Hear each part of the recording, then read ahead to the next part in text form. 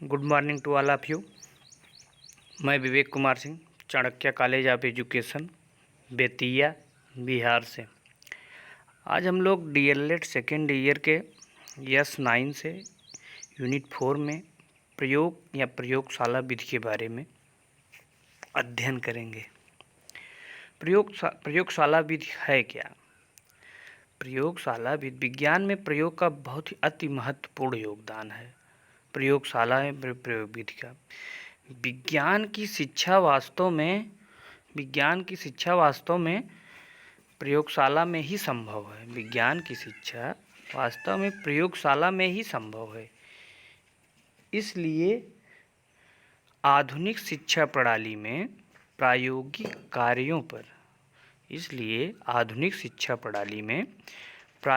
कार्यों पर विशेष बल दिया गया है। वर्तमान जो शिक्षा प्रणाली है हमारी, उसमें प्रायोगिक कार्यों पर जो है बहुत ही अत्यधिक बल दिया गया है। प्रायोगिक विधि में विज्ञान विषय से संबंधित उपकरणों, आवश्यक वस्तुओं आदि की सहायता से विज्ञान के नियमों, सिद्धांतों एवं अवधारणाओं का प्रायोगिक सत्यापन किया जाता है। प्रायोगिक विधि में जो है विज्ञान विषय से संबंधित जो उपकरण हैं, आवश्यक वस्तुएं जो हैं आदि की सहायता से विज्ञान के नियम जो हैं, सिद्धांत एवं अवधारणा का जो है प्रायोगिक सत्यापन प्रयोग द्वारा करके उसका सत्यापन किया जाता है। इस विधि में विद्यार्थी व्यक्तिगत रूप से स्वयं प्रयोग कर प्रत्यक्ष अनुभव प्राप्त करते हैं। इस विधि में विद्यार्थी व्यक्तिगत रूप से स्वयं प्रयोग कर प्रत्यक्ष अनुभव प्राप्त करते हैं। विद्यार्थी उचित अवलोकन एवं प्रेक्षण के द्वारा निष्कर्ष तक पहुँचते हैं। विद्यार्थी उचित अवलोकन एवं प्रेक्षण के द्वारा निष्कर्ष तक पहुँचते हैं। यदि विद्यार्थी को प्रयोग के दौरान कोई कठिनाई होती है तो शिक्षक उनकी सहायता करते हैं और उनकी समस्याएं जो होती हैं, जो भी समस्या हो उसका समाधान या निराकरण करते हैं। इस विधि में विद्यार्थी पूर्ण रूप से सक्रिय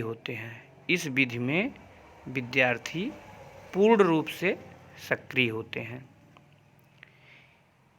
क्योंकि वो प्रयोगशाला में स्वयं करके सीखते हैं, इसलिए वो पूर्ण रूप से सक्रिय होते हैं।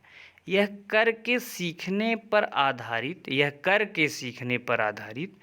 होने के कारण अत्यंत प्रभावी विधि है। जैसे विद्यार्थी स्वयं करके सीखता है, इस पे आधारित होने के कारण यह विधि अत्यंत प्रभावी विधि है। उच्च प्राथमिक शालाओं में प्रायः प्रयोगशाला कक्षा उपलब्ध न होने पर प्रायोगिक सामग्रियों को एकत्र कर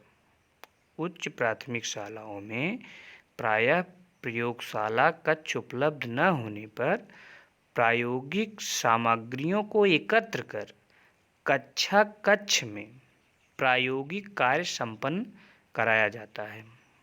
प्रायोगिक सामग्रियों को एकत्र कर कक्षा कक्ष में ही प्रायोगिक कार्य को जो है संपन्न कराया जाता है। इसके क्रियाकलाप क्या हो सकते हैं? समस्या जैसे है, द्रवों में घुलनशीलता व अघुलनशीलता का अध्ययन करना।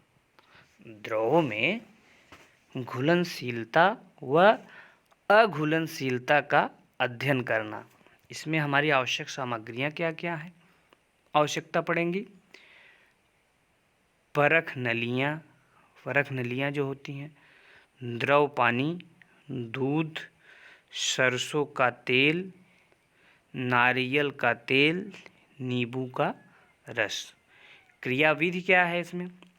शिक्षक विद्यार्थियों को पानी में पृथक पृथक शिक्षक विद्यार्थियों को पानी में पृथक पृथक उपरोक्त द्रवों को मिलाने का निर्देश देगा। शिक्षक जो रहेगा वो निर्देश देगा,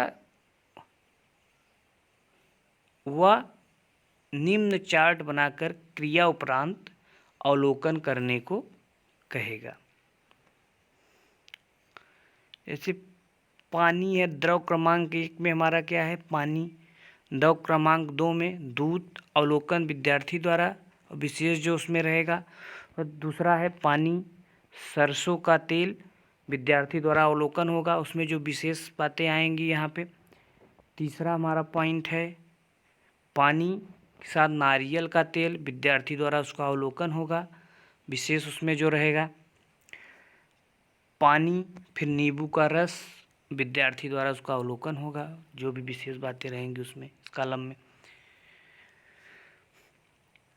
छात्र अवलोकन कर घुलनशील एवं अघुलनशील द्रवों की सारणी बनाएंगे। छात्र अवलोकन कर घुलनशील एवं अघुलनशील द्रवों की सारणी बनाएंगे। जिस तरह उन्हें घुलनशीलता एवं अघुलनशीलता की अवधारणा स्पष्ट होगी, जैसे घुलनशीलता एवं अघुलनशीलता की अवधारणा स्पष्ट होगी। जैसे प्रयोगशाला विधि के गुण क्या क्या हैं? यह मनोवैज्ञानिक विधि है। यह मनोवैज्ञानिक विधि है। इसमें वैज्ञानिक प्रक्रिया निहित है। इसमें जो है प्रयोगशाला विधि में वैज्ञानिक प्रक्रिया निहित है। इसके द्वारा विद्यार्थियों में प्रायोगिक कार्य हेतु कौशल विकास होता है। इसके द्वारा विद्यार्थियों में प्रायोगिक कार्य हेतु कौशल विकास होता है। के बाद है इस विधि द्वारा प्राप्त ज्ञान स्पष्ट व अस्थायी होता है। प्रयोगशाला विधि द्वारा प्राप्त ज्ञान स्पष्ट व अस्थायी होता है। यह करके सीखने के सूत्र पर पूर्णतः आधारित है। विद्यार्थी द्वारा करके सीखने के जो सूत्र होता है, करके सीखने के का सूत्र, उस पर पूर्णतः आधारित है। इस विधि द्वारा विद्यार्थियों में वांछित गुणों एवं मूल्यों का विकास होता है। इस विधि द्वारा विद्यार्थियों में वांछित गुणों एवं मूल्यों का विकास होता है। अगला पॉइंट हमारा है इसमें, इस विधि द्वारा अध्यापक एवं विद्यार्थी के मध्य संबंध सुदृढ़ होते हैं। इस विधि द्वारा अध्यापक एवं विद्यार्थी के मध्य जो संबंध होते हैं वह सुदृढ़ होते हैं। प्रयोगशाला विधि के दोष। प्रयोगशाला विधि के दोष में पहला पॉइंट हमारा है, इस विधि में समय अधिक लगता है। प्रयोगशाला विधि में समय अधिक लगता है। इस विधि के प्रयोग हेतु विद्यार्थियों का कुशल होना आवश्यक। प्रयोगशाला विधि में प्रयोग हेतु जो है विद्यार्थियों का कुशल होना आवश्यक है। तीसरा है पॉइंट इसमें, विज्ञान के प्रत्येक प्रकरण को प्रायोगिक विधि द्वारा विस्तार देना संभव नहीं है। विज्ञान के प्रत्येक प्रकरण को प्रायोगिक विधि द्वारा विस्तार देना संभव नहीं है। अगला पॉइंट है इसमें, उच्च प्राथमिक स्तर पर विद्यार्थियों में प्रायोगिक कुशलता का अभाव होता है। उच्च प्राथमिक स्तर पर विद्यार्थियों में जो है प्रायोगिक कुशलता जो होती है उसका अभाव होता है। अतः दुर्घटना की आशंका को देखते हुए, दुर्घटना की जो आशंका होती है को देखते हुए शिक्षक को जो है अत्यधिक सतर्क रहने की आवश्यकता होती है। अंतिम पॉइंट हमारे इसमें है, और भी 2 हो सकते हैं। यदि विद्यार्थियों की संख्या अधिक हो, यदि विद्यार्थियों की संख्या अधिक हो तो यह विधि शिक्षक के लिए कठिन साबित होती है।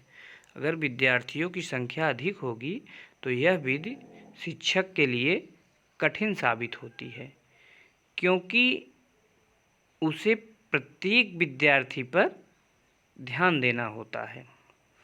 यदि विद्यार्थियों की संख्या अधिक होगी तो यह विधि जो है शिक्षक के लिए हमेशा कठिन साबित होती है। कारण क्या है उसका? क्योंकि उसे प्रत्येक विद्यार्थी पर ध्यान देना होता है। विद्यार्थियों की संख्या जब अधिक रहेगी तो प्रत्येक विद्यार्थियों पर ध्यान देना शिक्षक के लिए एक कठिन कार्य साबित होता है। धन्यवाद। अब हम लोग अगले लेक्चर में अगले टॉपिक के बारे में अध्ययन करेंगे।